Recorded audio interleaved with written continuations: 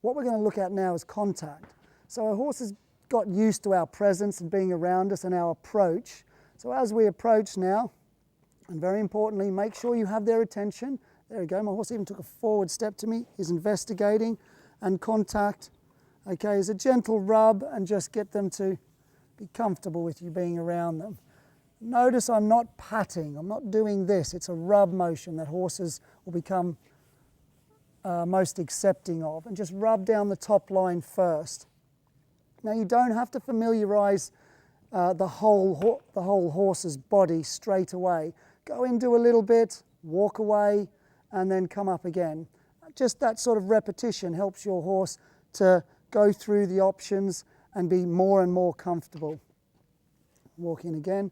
Notice I'm always coming to my horse's head first, and the reason for that is when a horse is curious and wants to test something or know something, they'll always turn and face and give it a little sniff first. So that's why we come to our horse's head first. Down, around, okay. We can start to take a little bit more. Now what I'm looking for as I'm stroking my horse here is little parts that might create the smallest flight response. Now flight responses can be anything from my horse moving away from me to the twitch of the skin and all those in between. So as I'm working with my horse starts to get a bit uncomfortable. I simply come back up to where they're comfortable, wait till they become settled again, and then I carry on back down. So Silver Gift here seems perfectly fine. Let's go and have a look at another couple of horses and see how we do. Now if you just turn around and have a look at this mare here, Flo, she hasn't noticed that I'm here and that I'm about to approach her. So I don't want to surprise her. I've got to get her attention first before I approach. So I might even make a little noise or tap my legs or something just so she goes, what's that? Oh, it's you. If I'm to walk up and make contact and she hasn't noticed me, that could give her a real start. So I'll just, does she see she moved her ears? There she is, she's seen me. So I'm going to approach. As I approach, I'm going to watch. Does she want to investigate? There she is, she's turning her head to investigate. Now not all horses will turn and look at you and investigate as these horses have done. Sometimes you just walk and you give them a stroke on the neck, some horses like that. So you've got to use your own intuition as you're doing this, but the important thing is they do notice you're there. So walk in, we'll give this mare a rub. You know, every now and again check in with their head because their ears will tell you a little bit of a story about their personality or what they like or don't like. So if I was rubbing this mare, she's big sigh there, so she's perfectly comfortable. You can see how her leg's standing, she's relaxed and resting. Very good. If we're walking into a horse like this, very relaxed, they'll be happy for you to work with them.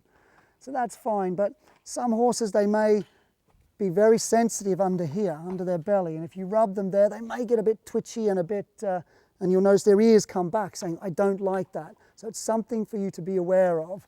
If they don't like it, retreat back up here, and then maybe go down again, and we'll probably look at ways to deal with that as we go through the module.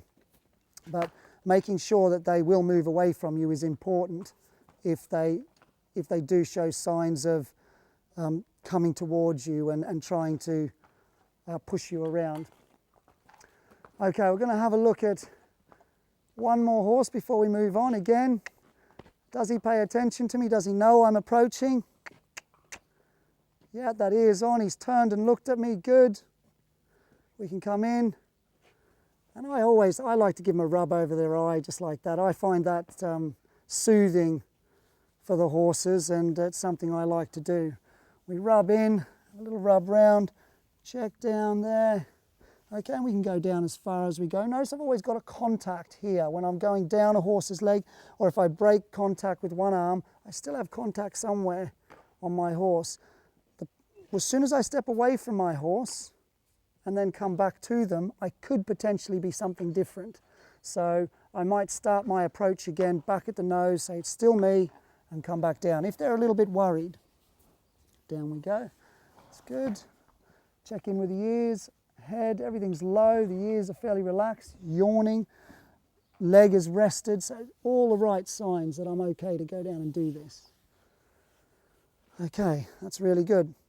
Now, whenever you're going around the back of a horse, always pass with a bit of distance.